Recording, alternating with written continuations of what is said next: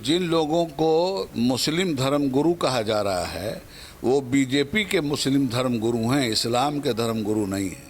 ये organisations representative नुमाइंदा तंजीमें नहीं है, इन्हें कोई जानता भी नहीं है, कोई हैसियत नहीं है। भगवत साहब जो है वो मस्जिद गए और मस्जिद गए भाई अपने जो प्रेमी से मिलने के लिए गए, किसी मुसलमान से मिलने के लिए। उस मस्जिद की क्या हैसियत है कि सिर्फ दिखाने के लिए, मीडिया में एक प्रोजेक्शन करने के लिए कि हम मुसलमानों से करीब हो रहे हैं, हम उनसे बात कर रहे हैं।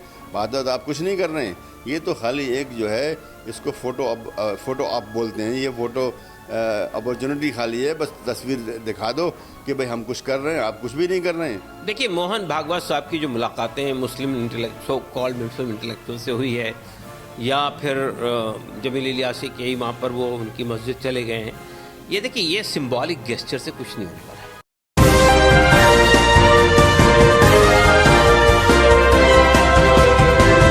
आदाब, नमस्कार, अस्सलाम वालेकुम नाज़रीन। पल पल न्यूज़ के न्यूज़ रूम से मैं हूं आपके साथ नदीम अकरम। पॉपुलर फ्रंट ऑफ इंडिया के बहाने देश में गोदी मीडिया से किस तरीके से राष्ट्रीय स्वयंसेवक मुसलमानों के खिलाफ नफरत फैलाने का काम कर रहा है, उसकी तस्वीरें किसी से छुपी हुई नहीं है।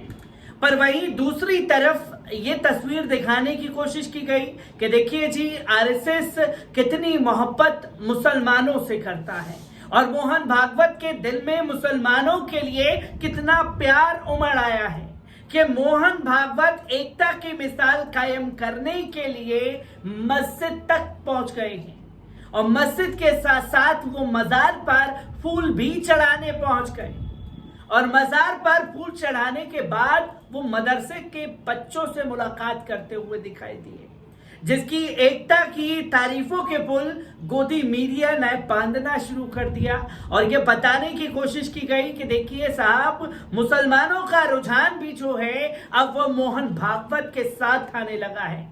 इस पर तमाम मुस्लिम बुद्धिजीवियों से मैंने खुद जाकर के बात की है, जिसमें मैंने डॉक्टर जफरुल इस्लाम खान साहब से बात की, तो इस्लामिक स्कॉलर हजरत मौलाना सज्जाद नुमानी साहब से बात की, तो इसी पर मैंने डॉक्टर कासिम रसूल इलियास साहब से भी बात की और इसी पर हजरत मौलाना उबैदुल्ला आजमी खान साहब से बात की है। क्या कुछ इन मुस्लिम बुद्धिजीवियों ने और क्या नसीहत मुस्लिम बुद्धिजीवियों ने मोहन भागवत को दी है, एक बार इस पूरे बयान पर नजर डाल लीजिए।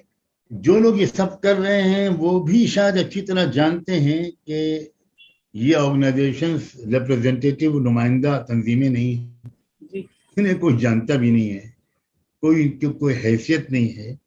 ये लोग अच्छी तरह जानते हैं, लेकिन कहते हैं ना चोर की दाढ़ी में तिनका, तो वो इस तरह की कुछ समा बांध रहे हैं, इसी से और ज्यादा उनकी। जिन लोगों को मुस्लिम धर्म गुरु कहा जा रहा है वो बीजेपी के मुस्लिम धर्म गुरु हैं, इस्लाम के धर्म गुरु नहीं है।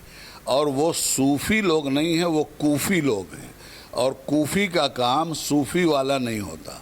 ये कूफी लोग, ये नाम नेहाज सूफी, ये हुकूमत के पाले हुए वैसे ही तोते हैं जिस तरह से और एजेंसियां तोता मैना का काम कर रही हैं। देखिए, मोहन भागवत साहब की जो मुलाकातें मुस्लिम इंटेलेक्चुअल, कॉल्ड मुस्लिम इंटेलेक्चुअल से हुई है, या फिर जमील इलियासी के वहाँ पर वो उनकी मस्जिद चले गए हैं, ये देखिए ये सिंबॉलिक गेस्चर से कुछ नहीं होने वाला है। मोहन भागवत ने कोई बयान नहीं दिया जब मुसलमानों की लिंचिंग हो रही थी। मोहन भागवत ने कोई बयान नहीं दिया जब मुसलमानों की जिनोसाइड के नारे लगाए गए थे, बातें की जा रही थी, उस पर कॉन्फ्रेंसें हो रही थी। मोहन भागवत ने कोई बयान नहीं दिया जब एक स्वामी साहब जो है, साधु संत जो है, वो ये कह रहे थे कि मुस्लिम औरतों का हम रेप करेंगे। मोहन भागवत ने कोई बात नहीं कही जब मुसलमानों के घरों को बुलडोजर से गिरवाया जा रहा था। तो अब ये मुलाकात कर लेने से या मस्जिद जाने से क्या मसला होने वाला है? ये सिंबॉलिक गेस्चर जो है किसी भी समाज के काम नहीं आते हैं। अगर आप रियली समझते हैं कि ये हिंदू मुस्लिम नैरेटिव जो खड़ा किया जा रहा है, और जाहिर है कि खड़ा करने वाले कौन लोग हैं? हिंदुत्व के लोग हैं, इनके लोग हैं जो खड़ा कर रहे हैं पूरे मुल्क में। उनको ना गिरफ्तार किया जाता है, ना उनको बैन किया जाता है, ना उस पर कोई कार्रवाई की जाती है, ना उसके खिलाफ सरकार कुछ बोलती है, ना उसके खिलाफ आरएसएस कुछ बोलती है। तो एक तरफ तो ये रवैया है आपका, और दूसरी तरफ आप जो है मस्जिद चले जाएं, दूसरी तरफ आप एक बयान दे दें कि हर मस्जिद में शिवलिंग नहीं निकालना चाहिए। अगर आपका ये कहना था कि शिवलिंग नहीं निकालना चाहिए, तो आप ज्ञान वापी के ऊपर जो कुछ कार्रवाइयाँ हो रही है उसको रोक लाइए। आप ही के लोग हैं जो कर रहे हैं इस काम को। कि आरएसएस के जो चीफ हैं भगवत साहब जो है वो मस्जिद गए और मस्जिद गए भाई अपने जो प्रेमी से मिलने के लिए गए, वो किसी मुसलमान से मिलने के लिए, उस मस्जिद की क्या हैसियत है? अगर उनको जाना था तो जामा मस्जिद जाते और इमाम बुखारी से मिलते, जिसकी अपनी शान है और मस्जिद की भी शान है। वो जो मस्जिद जो है एक छोटी सी एक मुक्का छोटा सा है, वहाँ जा कर के उन्होंने क्या कर लिया मुझे नहीं मालूम, और किस मदरसे में गए मुझे नहीं मालूम। शायद कोई सुनते हैं कि कोई किशनगढ़ गांव में कोई छोटा सा कोई कुरान शरीफ हिफ्ज़ करने वाला मदरसा। अरे भाई जाना है तो आपको जाके दारुल उलूम देवबंद जाइए, आप नज़रुल उलमा जाइए, कोई बड़े मदरसे में जाइए जहाँ पे कि वाक़तन कुछ ऐसे असातिज़ा मिलेंगे और हज़ारों तलबा मिलेंगे, उनसे मिलिए। तो वहाँ तो नहीं गए, तो ये इन्होंने चुन करके सिर्फ दिखाने के लिए, मीडिया में एक प्रोजेक्शन करने के लिए कि हम मुसलमानों से करीब हो रहे हैं, हम उनसे बात कर रहे हैं। बात आप कुछ नहीं कर रहे हैं, ये तो खाली एक जो है इसको फ़ोटो ऑप बोलते हैं। ये फ़ोटो अपॉर्चुनिटी खाली है, बस तस्वीर दिखा दो कि भाई हम कुछ कर रहे हैं, आप कुछ भी नहीं कर रहे हैं। अगर उन्हें करना होता तो जमाअतुल उलमा जाते, तो उन्हें करना होता जमात इस्लामी आते, बहुत सी तंजीमें यहाँ मौजूद, इसके अलावा भी जमाअत अहले हदीस आते, वहाँ आते इन लोगों से बात करते, फिर हम मानते ठीक है। लेकिन उमर इलियासी की क्या हैसियत है? इमाम काउंसिल बोलता है कितने इमाम उसके साथ हैं?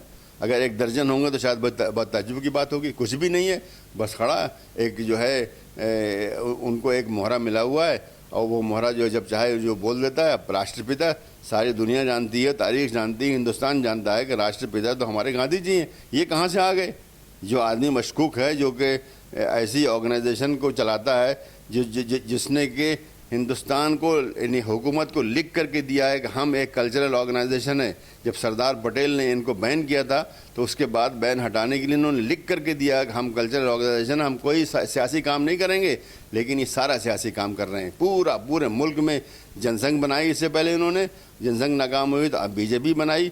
तो ये जिस मुआहदे के तहत जो है इनका बैन हटाया गया था, उसकी एकदम खिलाफ वर्जी कर रहे हैं।